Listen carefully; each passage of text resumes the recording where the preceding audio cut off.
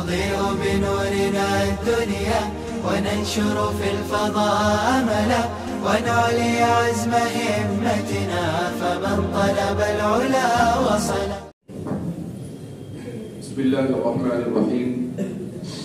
الحمد لله رب العالمين والعاقبة للمتقين والصلاة والسلام على سيد الأنبياء والمرسلين سيدنا وحبيبنا وحبيب رب العالمين محمد وعلى آله وأصحابه ومن هدى بهديه إلى يوم الدين. قال الله تبارك وتعالى في كتابه المجيد والفرقان الحميد: فأعوذ بالله من الشيطان الرجيم بسم الله الرحمن الرحيم. الذين آتيناهم الكتاب يتلونه حق تلاوته. وقال تبارك وتعالى: وهذا كتاب أنزلناه مبارك فاتبعوه واتقوا لعلكم ترحمون. وقال النبي صلى الله عليه وسلم: القرآن إما حجة لك وإما حجة عليك، أو كما قال صلى الله عليه وسلم. عزیز طلبہ، اساتذہ کرام اور مہمانان اعزام، سب سے پہلے ہم رب کریم کا شکر ادا کرتے ہیں کہ رب ذوالجلال نے ہمیں اپنی کتاب قرآن کریم سے وابستہ کیا. قرآن کو سیکھنے سکھانے، قرآن کو سمجھنے اور سمجھانے اور قرآن کی طرف دعوت دینے کے لیے قبول کیا. ذالک فضل اللہ یؤتیہ من یشاء. یہ اللہ کا فضل ہے، اللہ جسے چاہتا ہے عطا فرماتا ہے.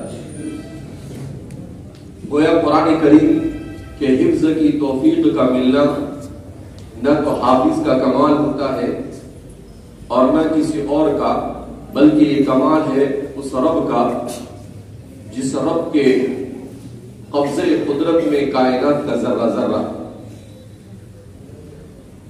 کیونکہ کائنات میں چھوٹا یا بڑا کوئی بھی حادثہ، کوئی بھی واقعہ اس وقت تک رونما نہیں ہوتا، وجود میں نہیں آتا ہے جب تک کہ اس میں اللہ کی مرضی شامل حال ہے. تو اگر ہم نے قرآن کریم کو حفظ کیا تو کس سے حفظ کیا؟ اللہ کی مرضی سے اور اس کی توفیق سے. وما توفیقی الا باللہ. اور یہ اللہ کا فضل ہے. قرآن کریم جس کو بیان کرتا ہے ھذا من فضل ربی لیبلونی ااشکر ام اکفر، کہ حضرت سلیمان علیہ السلام کو ملک لا ينبغي لأحد من بعدی، ایسی بادشاہت، ایسی سلطنت عطا کی گئی جو ان سے پہلے بھی کسی کو نہیں ملی اور ان کے بعد بھی کسی کو نہیں ملی. کیسی سلطنت کہ حضرت سلیمان علیہ السلام ہر قسم کے جاندار کی گفتگو کو سمجھ سکتے تھے. پرندے بھی آپ سے گفتگو کرتے تھے. ہدہد نے آپ سے گفتگو کی جس کو قرآن کریم نے سورہ نمل میں بیان کیا. مالی علی الہدہد ام کان من الغائبین. قرآن کریم نے اس کو بیان کیا. حضرت سلیمان علیہ السلام کو ایسی اللہ نے سلطنت عطا فرمائی کہ ہدہد تو بہت دور کی بات، چونٹی کی گفتگو بھی آپ سنتے تھے. کس کی گفتگو سنتے تھے؟ قالت نملۃ یا ایھا النمل ادخلوا مساکنکم لا یحطمنکم سلیمان وجنودہ وهم لا یشعرون فتبسم ضاحکا من قولها. تو قرآن کریم نے اس کو بیان کیا.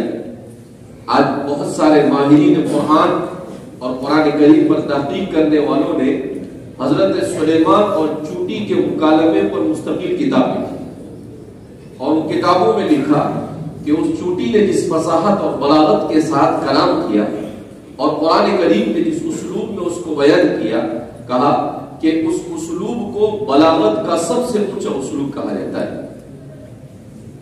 وہ چونٹی بڑی ذہین تھی، ملکہ تھی چونٹی کی. سلیمان علیہ السلام نے جب اس کو بلا کر کہا کہ بھئی ہم کیسے آپ کو مار سکتے ہیں، تو کہا کہ آپ نے سنا نہیں، میں نے کیا کہا؟ وَهُمْ لَا يَشْعُرُونَ، کہ وہ بے شعوری میں کہیں تمہیں کچل نہ ڈالے. تو میں نے ایسا تھوڑی کہا کہ جان بوجھ کر تمہیں دیکھتے ہوئے بھی تمہیں کچل دے. تو ایسی سلطنت ملنے کے باوجود وہ کیا کہتے ہیں؟ ھذا من فضل ربی، یہ میرے رب کا فضل ہے. مگر ہم لوگ یہی پر وقف کر دیتے ہیں، گھروں پر لکھا ہوتا ہے ھذا من فضل ربی، مگر اصل جو پیغام ہے وہ آگے ہے، لیبلونی اشکر ام اکفر، تاکہ اللہ مجھے آزمائے کہ میں شکر گزار بندہ بنتا ہوں یا ناشکر بنتا ہوں. اگر شکر گزار بندہ ہے تو قرآن دوسری جگہ پر کہتا ہے لئن شکرتم لأزیدنکم، اور اگر ناشکری کرتا ہے تو قرآن کہتا ہے وَلَئِن كَفَرْتُمْ إِنَّ عَذَابِي لَشَدِيدٌ، کہ اگر تم شکر گزاری کرو گے تو جس نعمت پر شکر کرو گے اس نعمت میں اضافہ کریں گے. قرآن کریم کو حفظ کیا، اس کی شکر گزاری کیا ہے اس پر عمل کیا جائے، اس کی شکر گزاری کیا ہے اسے سمجھا جائے، اس کی شکر گزاری کیا ہے اس کو لوگوں تک پہنچایا جائے. تو قرآن کو وعدہ کرتا ہے لئن شکرتم لأزیدنکم، اور اس کی ناشکری کیا ہے اس کو نہ سمجھا جائے، اس پر نہ عمل کیا جائے، اس کی نہ تلاوت کی جائے، اس کے حقوق کو ادا نہ کیا جائے، یہ کیا ہے؟ اس کی ناشکری.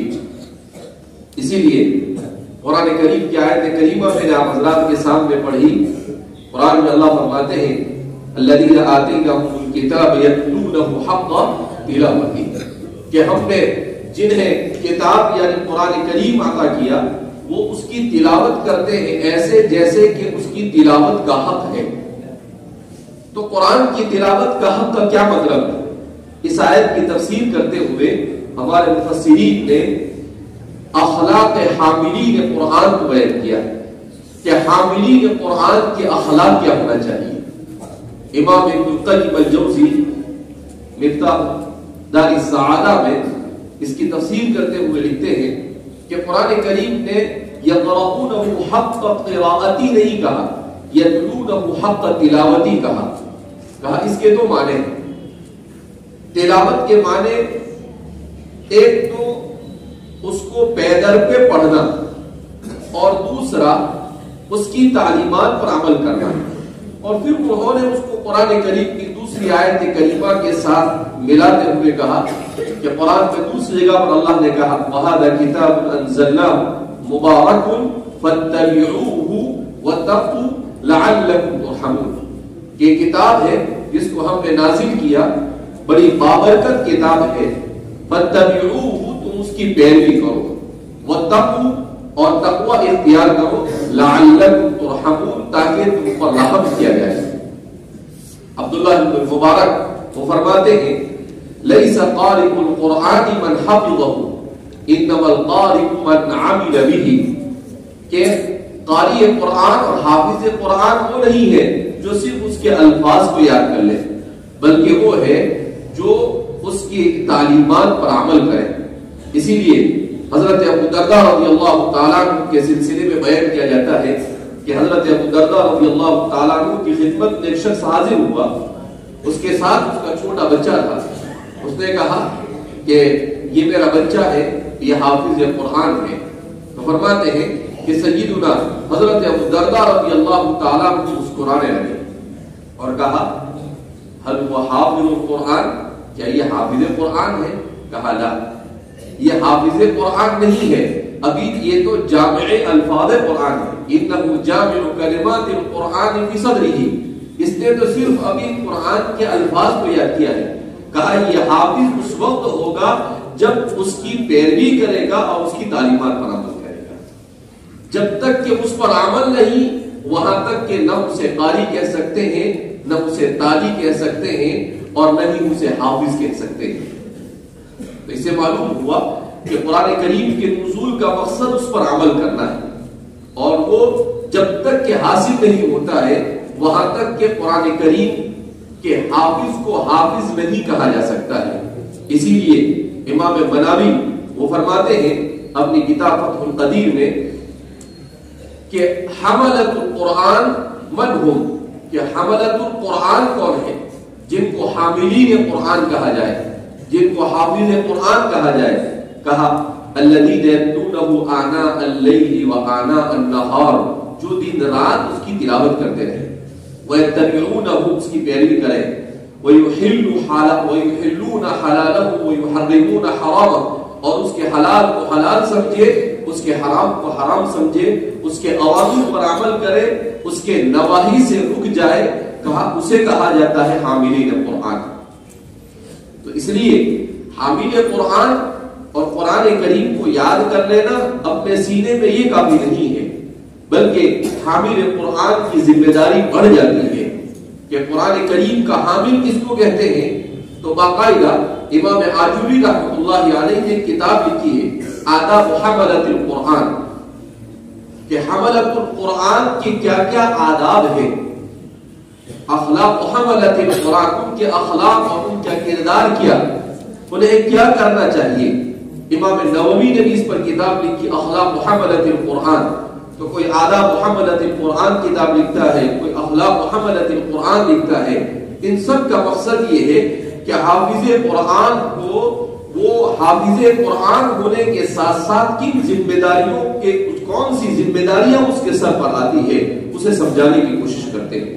اس لیے فرماتے ہیں کہ سب سے پہلی ذمہ داری حافظ قرآن کی یہ ہے کہ وہ اپنے حفظ میں اخلاص پیدا کرے، کہ میں نے حفظ کیا ہے کیوں؟ اس لیے تاکہ اللہ رب العزت کیا ہو جائے، راضی ہو جائے، ابتغاء مرضات اللہ۔ کا دوسری ذمہ داری اس کی یہ بنتی ہے کہ وہ قرآن کریم کو حفظ کرنے کے ساتھ کثرت سے اس کی تلاوت کرے۔ تیسری ذمہ داری اس کی یہ بنتی ہے کہ وہ قرآن کریم کو یاد کرنے کے ساتھ ساتھ قرآن کریم کو سمجھنے کی کوشش کرے۔ چوتھی ذمہ داری یہ بنتی ہے کہ وہ قرآن کریم کو سمجھنے کے ساتھ ساتھ لوگوں کو قرآن کریم سمجھائے۔ اور پانچویں ذمہ داری اس کی یہ بنتی ہے کہ وہ قرآن کریم کی تعلیمات پر عمل کرے۔ چھٹی ذمہ داری اس کی یہ بنتی ہے کہ وہ اپنے باطن کے اخلاق باطنیہ اور اپنے روح کو اور اپنے اخلاق کو بھی قرآن کریم کے مطلوبہ اوصاف کے مطابق ڈھال کر اپنے آپ کو متقی اور پرہیزگار بنائے۔ کہا جب یہ ساری چیزیں کرے تب جا کر اسے کیا کہا جاتا ہے، حافظ قرآن کہا جاتا ہے۔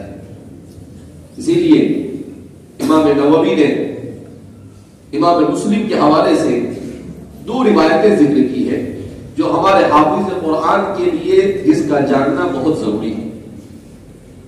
ایک تو امام بخاری کے حوالے سے فرماتے ہیں کہ امام بخاری نے کتاب التعبیر میں تعبیر الرؤیا میں روایت ذکر کی ہے کہ نبی کریم صلی اللہ علیہ وسلم فجر کی نماز کے بعد حضرات صحابہ سے اکثر پوچھا کرتے تھے کہ تم میں سے کسی نے خواب دیکھا؟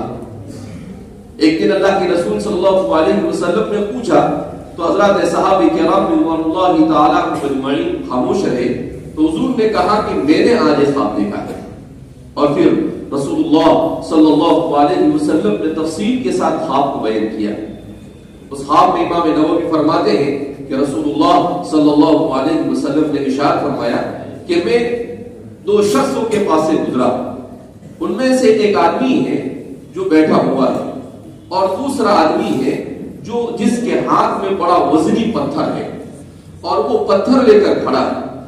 وہ پتھر اس شخص کو مارتا ہے اور اس کا سر کچل دیتا ہے، پھر اس کے بعد وہ پتھر دور چلا جاتا ہے، وہ شخص جاتا ہے اور اس پتھر کو لاتا ہے وہاں تک کہ اس کا سر پھر درست ہو جاتا ہے، پھر یہ اس کو مارتا ہے۔ کہا اسی طریقے سے ہو رہا تھا۔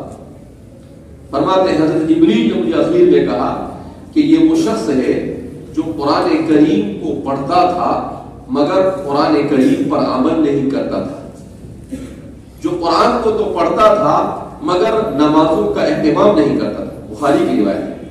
تو فرماتے ہیں کہ قرآن کو یاد کرنے کے بعد، قرآن کو سمجھنے کے بعد اس پر عمل نہ کرنے والے کی سزا یہ۔ دوسرا وہ بیان کرتے ہیں کہ امام مسلم نے ایک روایت بیان کی ہے جس میں اللہ کے رسول صلی اللہ علیہ وسلم فرماتے ہیں کہ میں گزرا ایک جگہ سے تو میں نے دیکھا کہ ایک شخص کے ہاتھ میں آگ کی بنی ہوئی کینچی اور اس کینچی سے وہ ہونٹ کاٹ رہا ہے دوسرے شخص کے۔ پہلے اوپر کے ہونٹ کاٹتا ہے، پھر نیچے کے ہونٹ کاٹتا ہے، پھر وہ اچھا ہو جاتا ہے، پھر وہ کاٹتا ہے. تو پوچھا یہ کون ہے؟ کہا یہ وہ ہے جس نے قرآن کا حفظ تو کیا مگر اس پر عمل نہیں کیا، جنہوں نے قرآن کریم کی تعلیمات لوگوں کو تو سمجھائی مگر خود اس پر عمل نہیں کیا. تو فرماتے ہیں کہ قیامت تک یہ لوگ اسی عذاب میں مبتلا رہیں گے برزخ میں. تو اس لیے قرآن کریم کو حفظ کرنے کے بعد اس کو سمجھنا، اس پر عمل کرنا، یہ حافظ قرآن کی سب سے بڑی ذمہ داری ہے. اسی لیے لکھا ہے بعض علماء نے کہ قرآن کریم کو اگر کوئی آدمی حفظ کر لے، اور حفظ حسن بصری کے حوالے سے ذکر کیا ہے کہ من حفظ القرآن ولم يعمل به فهو ليس بحافظ، جس نے قرآن کو حفظ کیا مگر اس پر عمل نہیں کیا تو وہ حافظ نہیں ہے. ومن لم يحفظ ويعمل به فهو قارئ وحافظ، اور جس نے قرآن کریم کو یاد حفظ نہیں کیا مگر اس نے قرآن کیا کہتا ہے اس پر عمل کیا تو کہا ہم اسے حافظ سمجھتے ہیں اگرچہ وہ قرآن کا حافظ نہیں ہے. تو حافظ قرآن کا صحیح مفہوم کیا ہے؟ کیوں کہ قرآن کریم کے اصول کا مقصد اس کے الفاظ کو یاد کرنا نہیں ہے، اس کو بہت اچھے انداز میں پڑھنا نہیں ہے. ترغیب و ترہیب میں عجیب روایت نظر سے گزری، امام صاحب ترغیب و ترہیب امام ابن المنذر نے عجیب روایت بیان کی ہے اور اس کی تصحیح کی ہے امام ذہبی وغیرہ نے. انہوں نے لکھا ہے کہ اکثر منافقی امتی قراء، کہ میری امت میں اکثر و بیشتر نفاق کا شکار وہ لوگ ہوں گے جو صرف قرآن کریم کو اچھا پڑھتے ہیں. اللہ کے رسول صلی اللہ علیہ وسلم نے یہ بات ارشاد فرمائی. ترغیب و ترہیب میں دیکھا جا سکتا ہے اس کو تفصیل کے ساتھ. تو اس لیے ہم سب کی ذمہ داری بنتی ہے کہ ہم قرآن کریم کو اپنے سینے میں محفوظ کیا ہے اس کو اچھے سے اچھے انداز میں قرآن کریم کو مزید یاد کرنے کی کوشش کریں، اور اس نیت کے ساتھ کہ قرآن کریم کو میں نے اس لیے حفظ کیا ہے تاکہ میں اس پر عمل کروں گا، اس کو سمجھنے کی کوشش کریں اور اسی کے ساتھ ساتھ لوگوں کو بھی اس کی دعوت دیں. تب پھر کہا جا سکتا ہے کہ ہم نے یتلونہ حق تلاوتی پر عمل کیا. اسی لیے نبی کریم صلی اللہ علیہ وسلم نے ارشاد فرمایا القرآن حجت لک او حجت علیک، کہ قرآن یا تو آپ کے لیے حجت ہوگا یا آپ کے خلاف حجت ہوگا. کیا مطلب اس کا؟ تو شراح حدیث فرماتے ہیں حجت لک، وہ آپ کے لیے سفارشی بنے گا، قیامت کے دن آپ کے لیے باعث نجات ہوگا. اسی لیے حضرت نواس بن سمعان رضی اللہ تعالیٰ عنہ کی روایت ہے نبی کریم صلی اللہ علیہ وسلم نے ارشاد فرمایا کہ جس نے قرآن کو پڑھا اس پر عمل کیا تو کل قیامت کے دن وہ اللہ کے دربار میں آئے گا اور اللہ رب العزت اس کو سورہ بقرہ کے بدلے میں 1 پر ہوگا اور سورہ آل عمران کے بدلے میں 1 پر ہوگا اور وہ اڑتا ہوا اللہ کے دربار میں حاضر ہوگا. بعض روایت میں ہے کہ وہ سارے لوگ پریشانیوں میں مبتلا ہوں گے مگر عاملین قرآن اور حاملین قرآن سکون اور اطمینان کے ساتھ اللہ کے دربار میں حاضر ہوں گے. ان پر کسی قسم کی کوئی پریشانی نہیں ہوگی اور قیامت کے دن کے عذاب سے وہ کیا ہوں گے؟ محفوظ ہوں گے. تو اس لیے یہ ساری چیزیں رسول اللہ صلی اللہ علیہ وسلم نے بیان کی اور ہمارے علماء نے ان چیزوں کو جمع کر کر ہمارے سامنے ذکر کیا. اس کا مقصد یہی ہے کہ ہم قرآن کریم کو پڑھنے کی نیت کی ہے، ہم اپنے آپ کو متقی اور پرہیزگار بنانے کی کوشش کریں، ہم اپنے آپ کو عاملین قرآن بنانے کی کوشش کریں، ہم اپنے آپ کو قرآن کریم کے مطلوبہ اخلاق کا حامل بنانے کی کوشش کریں اور اللہ رب العزت سے دعا کریں کہ اللہ رب العزت قرآن کریم کو ہمارے لیے حجت بنائے. اور حجت علی کا مطلب کیا ہے کہ کل قیامت کے دن وہ اللہ کے سامنے قرآن کہے گا کہ اللہ اس کو آپ نے توفیق دی اور مجھے اس نے اپنے سینے میں تو محفوظ کیا مگر مجھ پر عمل نہیں کیا، اس لیے میں اس کی سفارش نہیں کرتا ہوں، بلکہ میں تو یہ کہوں گا کہ اس کو عذاب ہونا چاہیے.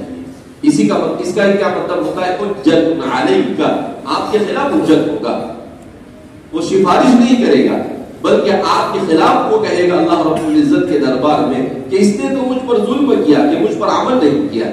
اس لیے عزیز طلبہ ہم سب کے لیے یہ مقام نصیحت بھی ہے، مقام درس و عبرت بھی ہے، جہاں پر یہ ہمارے لیے مقام فضیلت ہے، جہاں پر ہمارے لیے خوشی کا مقام ہے، وہیں پر ہمارے لیے فکر مندی کا بھی مقام ہے کہ ہم اپنے آپ کو حقیقی معنی میں حامل قرآن بنانے کی کیا کریں، کوشش کریں۔ اللہ رب العزت ہم سب کو حقیقی معنی میں حامل قرآن بنائے، قرآن کریم کے صحیح اخلاق کا حامل بنائے، اور قرآن کریم کو دنیا اور آخرت میں ہماری عزت، ہماری سرخروئی اور قیامت کے دن اللہ کے عذاب سے بچنے کا باعث بنائے۔